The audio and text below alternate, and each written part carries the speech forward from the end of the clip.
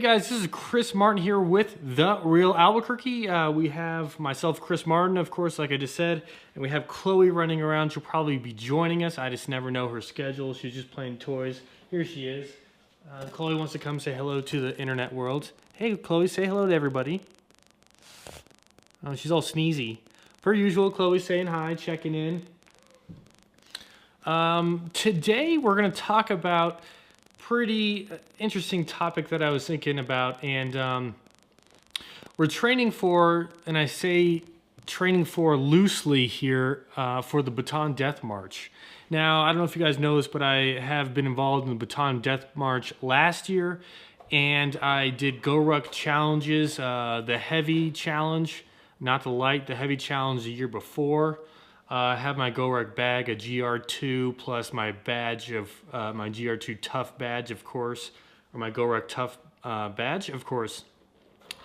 Last year, before my 30th birthday, I wanted to complete the marathon, the Death March style heavy. I did the individual class by myself, and I happened to know some friends along the way, but towards the middle where you go up the incline of the road, I broke away from them. I was moving faster than them. And from then it was just all on my own mental battle, my own mental journey from that point on.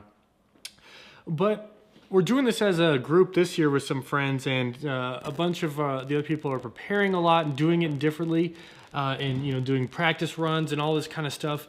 And what I did last year is I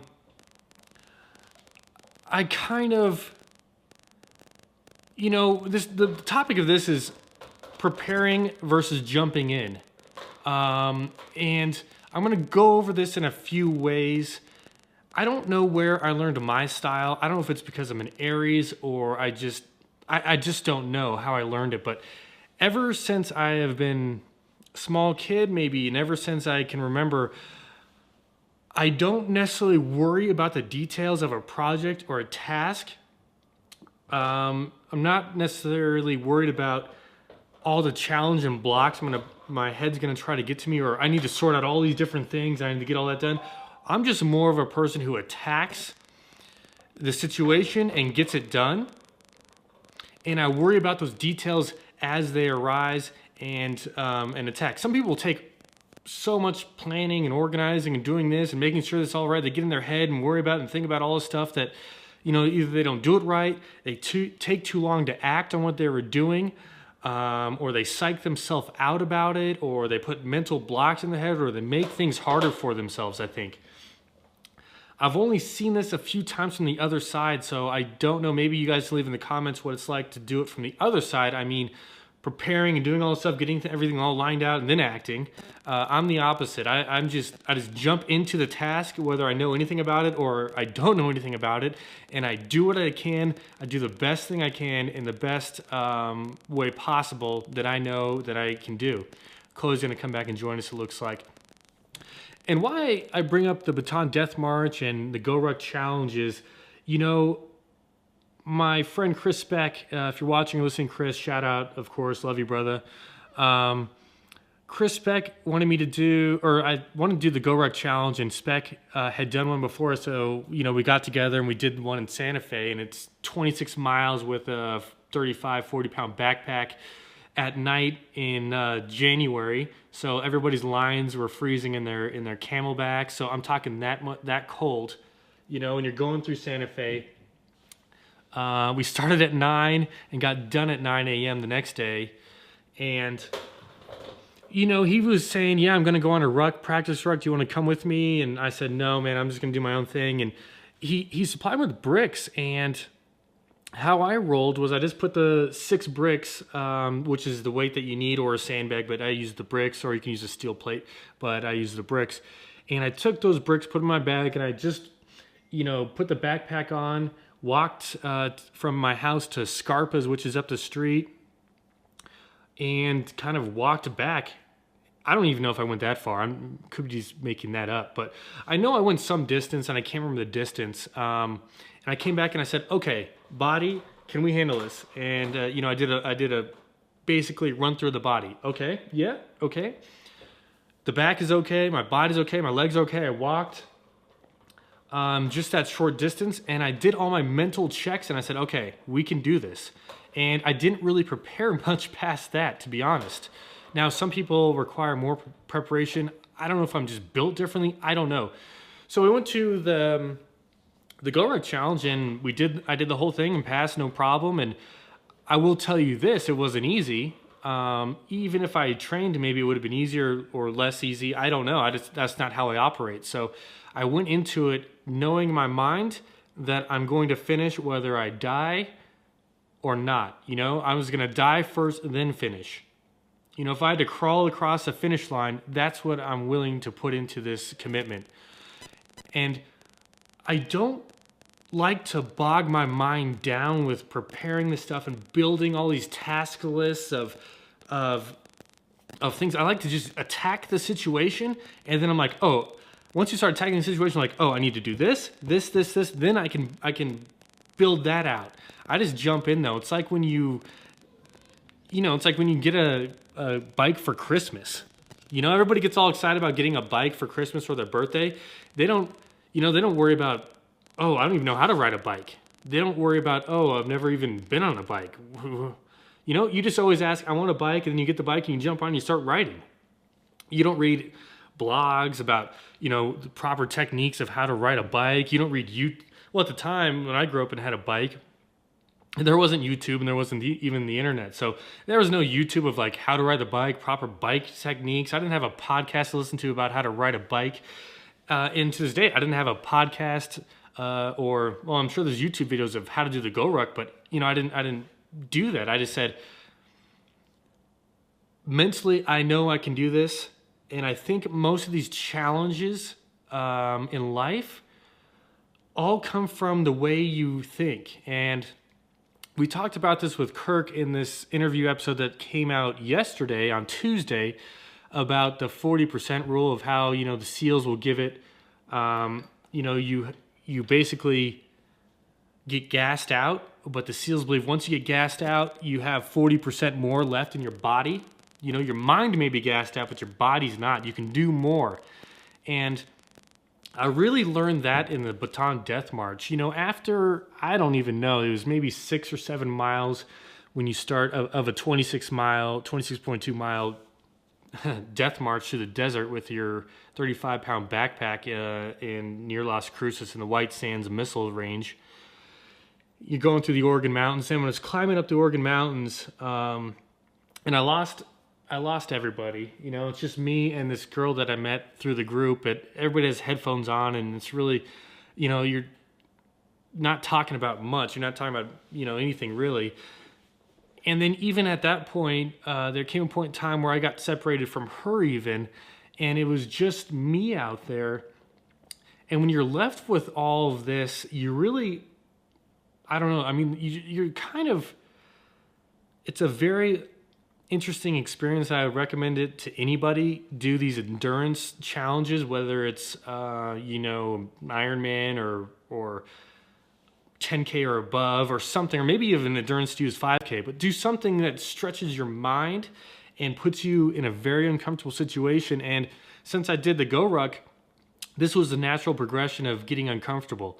And I remember this specifically, I was coming down from the Oregon Mountains, I don't know, mile 10 maybe, and I'm like, I still have 16.2 miles. I look at my shoe and I'm literally have blood coming out of my shoe from blisters. I have my cell phone, and my mom and sister and dad are texting me, how's everything going? And I'm in the group and I'm saying everything's fine, but everything really wasn't fine. I mean, my body was good. I know my body can handle it. My feet, I don't know that I finished it in under 8 hours. But I know if my foot wouldn't have been a problem, I don't know that I don't think I would have as much mental problem as I had. But I had that foot problem on both feet, and that translated something into my head of give up, go home, you can't do this, see your feet's already hurting, you have 62 more miles, how are you gonna do this with his blood, how are you gonna walk, why are you even here? You get all these negative doubts going through your mind, and these are really negative thoughts. And when you're out there by yourself, you don't have anybody to bounce them off, you don't have anything, you don't have your cat Chloe, just her just looking cute, and after a bad day, you're like, oh, okay, so things are going to be better. You don't have friends to say, hey man, I'm going through this tough time, can you walk me through it? You don't have it. You're just basically, and sometimes you didn't have cell service. So basically you're just stuck out there with your own thoughts, and your mom's waiting for you. My mom drove me there. Thank you, Mom, because I don't think I could have driven back after the way my feet were. I had 2 large blisters on my feet, and I have size 13 feet, and it was quite painful. But that's all you have is, in order for me to get home, I got to go 16.2 miles. For me to get out of this pain that I'm feeling now, I still have to go 16.2 miles more.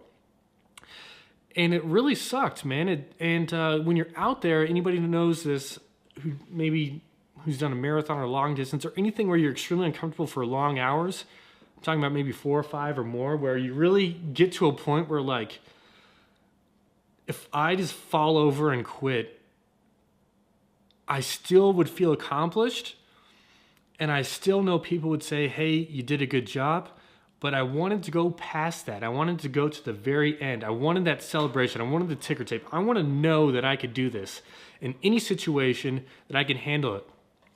And that's really made me stronger, because when you go to work or you go to life situations and you're handed a problem of, this deadline of this, or you have X, and you're like, or, the copier doesn't work and everybody's freaking out, or, whatever the case is, you're mentally hardened up here to not fall into those traps of, yeah, I could jump in and say this is going to be a whole problem or anything like that, but I just don't roll that way. I just know inside deeply, and I don't know if I learned this or was born with this, but I just deeply know that I can outthink my way out of this, in the sense that if I keep a positive mindset, if I keep feeding my brain with positive thoughts, I will get to that end. I will get to that finish end, and I did. It was the hardest 16.2 miles that I've ever done, and the only 16, well, no, I did the Go Ruck, but it was the hardest 16.2 miles I've ever done, and I made it. And like I said in the earlier this podcast, if I had to crawl across that finish line, I would have done it. That's how committed I am to finishing this thing and attacking this thing. But to go back to the original thing, I didn't spend much time preparing, literally. For the tough, I just went up the street and back.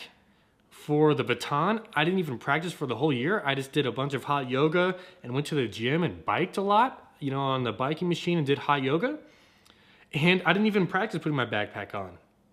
I didn't even practice weight. I just knew I built up knowledge in my mind of things I've already accomplished. I used that and tapped into that resource. And, this nuclear reactor that I feel like I have in my body, I just fed it that of previous data. Basically, I went into it as, I've already done the Go Ruck Tough. That was 26 miles, 24 miles. In winter freezing, sub-freezing temperatures. So I've already done that. How can I not do the same thing when in sunny Las Cruces in March, in the end of March? So I really want to talk about how you prepare for things, but it really came down to the thought of, I don't even really prepare for things. And sometimes I do feel that I am going into a situation unprepared, and I can forget things, but I'll take those small times versus the large scale of me just attacking a problem and going in it head first before I outthink myself of what I'm not capable of, what I've never done before, how I'm not experienced enough, how I don't know X. I'm not going to outthink myself and kill myself here.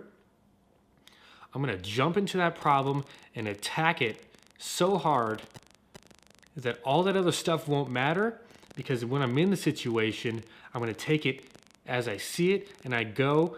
I'm going to take it first 5 miles, next 5 miles, next 5 miles. I'm not going to think about it when I start off, I have 25 miles to go. That may be a lingering thought, but you can't think about it like that. You just got to think, I got to get to the next water station. And I don't even know how far that is.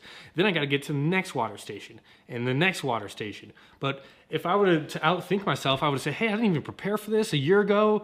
It wasn't the easiest in Santa Fe at night. It was cold. I didn't like it. I remember, about giving up then, and I did it already once. Why would I do this again? Or, I'm not good enough to do this. This is a different weight maybe. It's through the mountains. I won't know anybody. In the Go Ruck, I had a team of 8 people or 12 people all sharing the load and sharing the weight. And see, there's all this stuff that you can get into your mind that's going to stop you from taking a risk. And that risk really is not even a risk. It's something you just, all that doubt and stuff, and all the fears are just stuff you make up here. It's false events appearing real. That's what fear is. So you really need to jump into it, whether it's a work situation,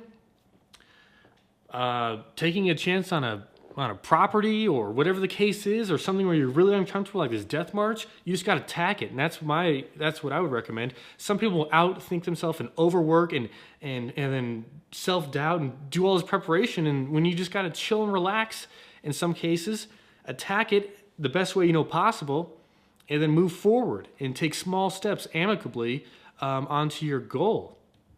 So this kind of was a podcast of how I roll. Now, everybody rolls differently, but I will say this. You got to get out of your comfort zone. If it scares you, it's probably good for you. And what I mean by that is, if what you're going after or what your project is or whatever the case is, if that scares you, you got to attack it so hard that you don't give yourself time to create more fears. You don't feed that fear with time. You attack it. And once you attack these situations, your mind won't be able to create fear because you've already done it. You've already stepped on foot. You've already grabbed the backpack. You've already signed up. You already showed up. And I'm going to go on to another episode of just showing up and my insight on just showing up. That's another thing that's kind of maybe a subpart of this episode. But you can outthink yourself in life. And if you outthink yourself in life, you're going to lose out on so many different things. You're going to lose out on ticker tape. You're going to lose out from champagne falling from the ceiling. You're going to lose out from opportunity. And you're going to look back later and said, well, Chris, dang it, what if I did do that Baton Death March? Or what if I just sucked it up? Do you think you really could have made it the 26 miles like everybody else had? If you quit, that's going to give you self-doubt the whole time in your life. Then it's going to feed negative thoughts into your mind of, well, Chris, you couldn't do it then. Why can I do it this time? What's different from that last time? Chris, it's going to be same weather, same 26.2 miles, same backpack, same weight, same conditions. You gave up and you quit last time. How do you think you're going to do it this time? But coming off of 2 wins, the Go Ruck Tough, the last time doing it in 7 hours, 50 minutes. Now I want to do it in 7 hours or 6 hours and 30 minutes. I want to beat that time because I already know up here and in here that I can do it in 7 hours and 55 minutes because I've already done it before. Now I need to go past that and get uncomfortable again and move my stride faster and get uncomfortable. Because I know when I'm uncomfortable, I know I'm making change. I know I'm feeling something. I know I'm doing something. So when you have these projects at work, or you're trying to attack a goal of starting something, anything, a business, trying to buy a house, and everything's attacking you, you just got to jump right in and jump in. Hey, do you know how to do taxes? No, but you're going to learn. Either you can hire someone, if you have enough money, you can hire somebody, or you can jump right in and go down and do it yourself and figure it out. But you don't want to not start a business because you don't know how to do taxes, right? You don't want to not start a business because you don't know how to manage people, right? You don't want to not do the death march because you never gone 26.2 miles before. See, you don't want to not do something because of something that you think in your mind that you've created that makes you ineligible or not capable of whatever your dream or goal is. Hey, man, if you want to be, the next Tiger Woods, you can't think of yourself of, hey, I don't know how to golf, so why would I even start? I don't know how to chip. I can drive, but I don't know how to chip, so I can't be Tiger, right? It even goes way back to that bicycle example. You know, when you're a kid and you ask for a bike for Christmas, you know, everybody gets the bike, right? But, you know, you can't say, I don't want to ask for a bike because I don't know how to ride it. There's no YouTube videos to watch. There's no white papers to watch. You know, I mean, at that time there was TV, but there was no like, you know, self-help infomercial of how to ride a bike, I don't think. Because if there was, I never found it, or I was never had access to it. You know, it's just basically the bike shows up. Dad says, let's get on the bike, and you start pedaling and you push, and then you have the training wheels, and then you're like, okay, let's break away from this. Let's get uncomfortable again, right? Let's take these things off. And you just keep progressing.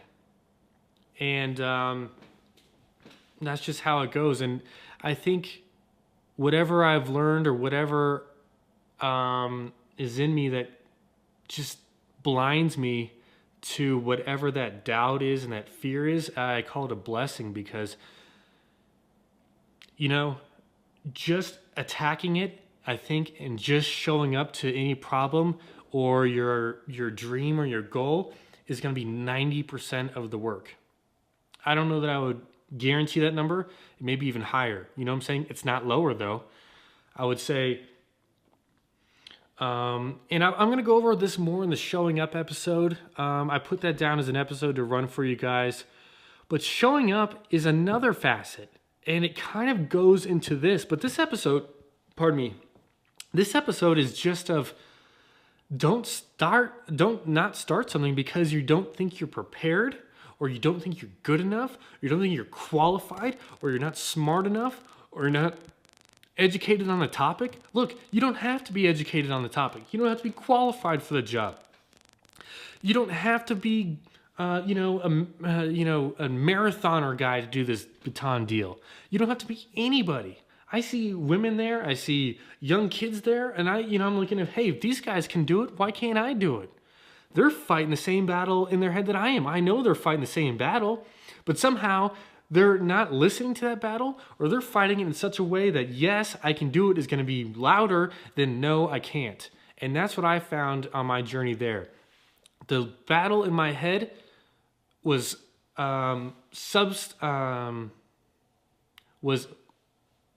quieted by my will to move forward. My, yes, I can do this. And I got some times where my, brain was yelling at you, quit, just fall over, die, call mom, she'll be there, there'll be no problem. Everybody will be cool with it. No one's going to judge you or doubt you. And then I got my motivation hustler mind saying, keep pushing forward. You have to keep moving in uncharted and uncomfortable territories. And I listened to that voice more than the other one, and I kept moving. But if you don't, you're gonna miss out on opportunities, your dreams. You're gonna be stuck where you are, and you're not gonna have any forward or positive momentum because you're gonna outthink yourself. You hear this probably a lot at work or your profession.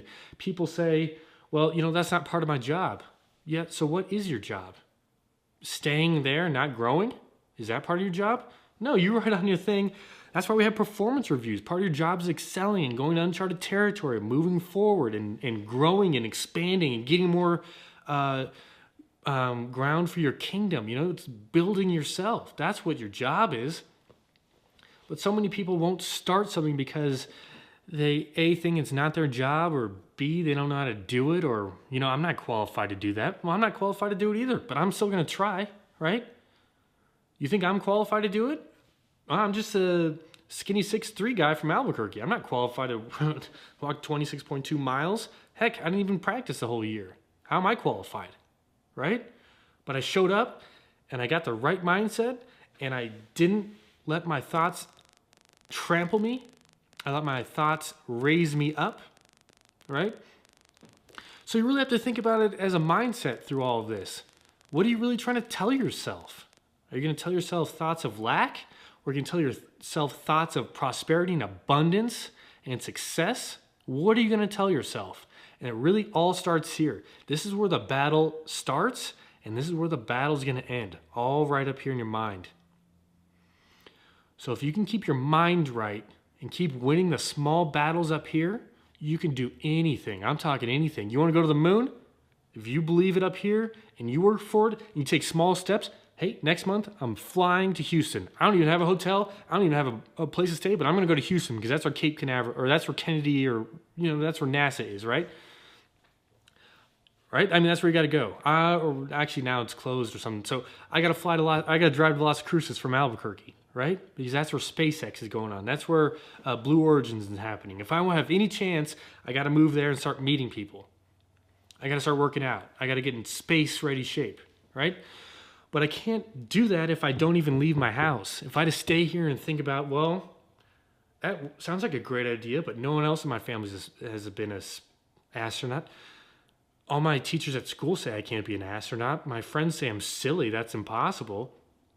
See how this goes? See, it just pains me and hurts me to even talk like that, because those phrases of lack and those negative thoughts just aren't in who I am. They're not ingrained who I am.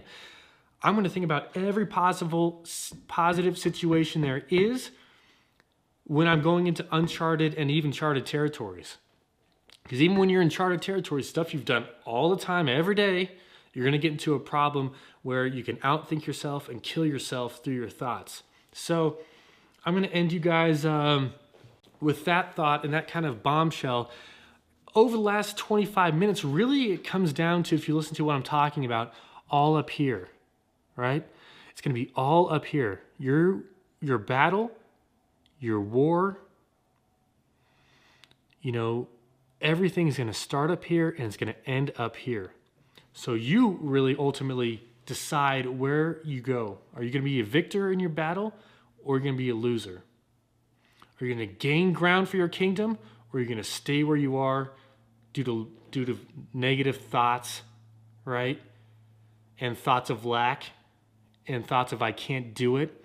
Or are you going to think up here thoughts of I have no idea what the heck is going to happen, but I know I'm going to move that right foot forward, and then after that, you know what I'm going to do? I move that left foot forward until I get that 16 miles to the end. And unless I'm dying, I'm moving that right foot forward. I don't care if it's an inch, a foot, a millimeter, a centimeter, a yard. I'm moving that right foot forward, and then I'm going to just simply go to the next leg, tell my mind, move that leg forward, move that leg forward, move that leg forward, move that leg forward. And I counted on my Fitbit, and said I did 58,000 steps. So divide that by 2, almost, let's call it 60, so 30. So maybe I had 25,020 steps of me going, okay, right leg, you're moving forward. Left, you're on base, you're moving forward now. Right, you're on base, you're moving forward, right?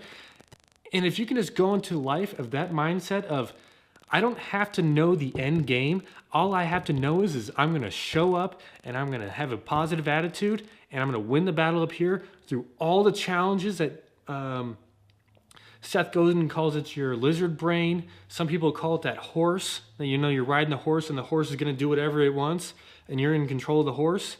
But tell that horse, we're going at Mach 5 speed, and we're going due north to your goals, So the battle's going to be won up here or lost up here. And it's really up to you how that war will end, how that battle will end. And I implore you to always choose the positive thoughts, whether you know you can do it or whether you have no idea what you're doing or you're freaking scared shitless, You just have a positive thought, jump in, have a positive attitude, think, I can do this. I know I can do it. I'm going to find a way. I don't care what it's going to take. I'm going to find a way and do it. And I'm guaranteeing you it's going to work out for you.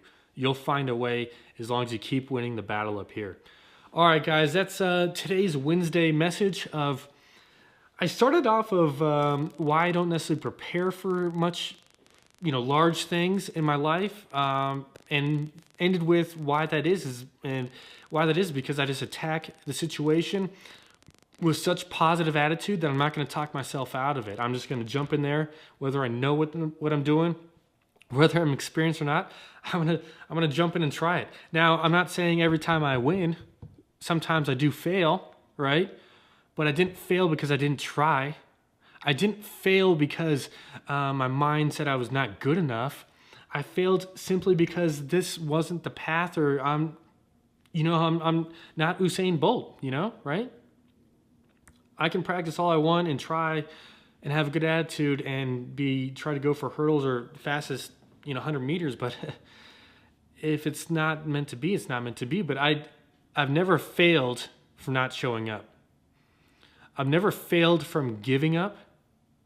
And I've never failed because I didn't think I can do it. I've always said, I can do this, I can do this, and I can do this. And along the way, I do get self-limiting thoughts, and it's up to me, I know that, whether I give up then or I keep going. So keep going. Use that Navy SEAL 40% rule. When your mind is saying give up, give it 40% more and see where you are at the end of the day, or at the end of the month, or at the end of the quarter, or at the end of the year. See if you can last out 40% longer. What's going to be the worst that's going to happen? Or what's the worst that can happen, right? Worst that can happen is, hey, you went 40% longer and, you got no results maybe, or you realized you didn't even want that goal, or you realized, hey, I don't even like walking, right? I like, biking, So then I do the 100 mile on a bike, then you get past that and you're like, well, I don't even like biking. You see where I'm going with this. The worst that can happen is at least you gave a try and you found out, hey, this is not the right thing for me. But you didn't give up because you didn't try. You found out about yourself. You learned more about yourself. You expanded your mind and your body of what you're capable of doing and learning and growing. So I would even say that if you go and do something and jump in and go face forward and you fail at some point along that process or journey, I would still even say that you gained something. You've gained knowledge. And if you're like Thomas Edison, you learned how not to make a light bulb, right? So he got up and said, okay, I'm going to try this light bulb. And then 9,998 light bulbs later, we had electricity and light bulbs. Or not electricity, but we had light bulbs. So you see, you can have many failures along the way, but if you quit, you're just never going to know. If you don't go that extra 40%, you don't know. But if you go that extra 40%, you're like, oh man, I can actually do this. What I've built up a mind of being so uncomfortable is not actually really uncomfortable, right? And another, good lesson and quote is, once you start doing this often, all these places that seem so dangerous to people suddenly start to feel like home. It starts to be comfortable. All these places that seem so dangerous and sketchy aren't so bad. When you first start riding that bike, you're like, dude, I don't even know if I want to go down the curb. I'm just going to try to go straight. And the next thing you know, the curb's not so dangerous. You're popping the curb. You're jumping off of it. You're going to the curb and popping wheelies. You're going, see how fast you can go off that little incline and jump off the curb, So the curb once seemed to be a dangerous place, if you want to go back to this bike example, is not so dangerous, not so uncomfortable anymore. You know the curb, you know what's going to happen, right? So all these places that seem so dangerous and uncomfortable, really over time, if you keep immersing yourself in this, aren't so uncomfortable. And that kind of goes back into a microcosm of a macrocosm. Guys, if you listen to my episodes, I love macrocosms. That really is a microcosm of just showing up and working. If you keep showing up and working, even when you don't know what's going on, you're going to get more comfortable doing it, right? It's not going to be so this uncharted territories. As long as you just keep showing up and you have a positive mind, you're like, okay, I've been here. I've did it with that project. I did it with this thing. I did it with that house. I did it with this death march. I did it with the 10K. Right? So what's going to happen? What's going to go wrong here? Nothing. I'm going to keep going. And when I can't keep going, I'm going to give 40% more. And then when I give my 40% more, if I can still breathe and move this right leg in front of, move it forward, and then I can move this left leg forward, I'm going to still do it. And then I'm going to see where I'm at and get that destination. So that's really what we need to do, guys. I hope I dropped a lot of, I know I dropped a lot of stuff on you in this episode, so you may have to go back and listen to it or watch this again. But I hope you follow me along on my thought process of, you really have to win the battle in your mind.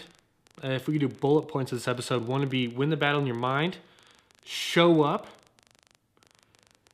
and the last would be don't lose the battle in your mind. Do not trick yourself of not starting because you're not qualified or you don't have experience, or you don't know what you're doing, or you're not smart enough, or you're not good enough, or you're not healthy enough, or you don't have enough energy. Whatever the case is, don't. That's a double negative. Don't. I can't do it without double negative. Don't not start something because of up here. So that's the three things. So guys, thank you for listening to me on Wednesday, on our Wednesday Fire episode. This is episode 2. Check out episode 1, or check out some of our breeder reviews, or even some of our business reviews where we talk to business owners in Albuquerque, New Mexico area of how they've gotten successful and what their battles, or what battles they're fighting, and what they are doing to overcome these battles and what they're going through. So I'll see you later, guys. Chloe's over here having a cat snack. She's eating her snackies. Which I'm about to have some little snackies, and I got to get back to work myself, edit this video and get this up so you guys can watch it tonight. But I will see you guys next. Well, actually, I'll see you tomorrow for Daniela Nava's episode where we review 2 burritos. Then we'll see you Saturday live, right, for a Saturday night live sesh. So bring some questions. That usually happens around 7 p.m. Mountain Standard Time, or it could be 6 p.m. Mountain Standard Time. I'll link it up in our YouTube and create an event. Either way, we'll bring some message there for you live, where you can comment with Chloe and I and ask us questions. So, all right, guys, we'll see you tomorrow with Daniela Nava, and we'll see you hopefully on Saturday as well for a live event. All right, talk to you soon. Bye, guys.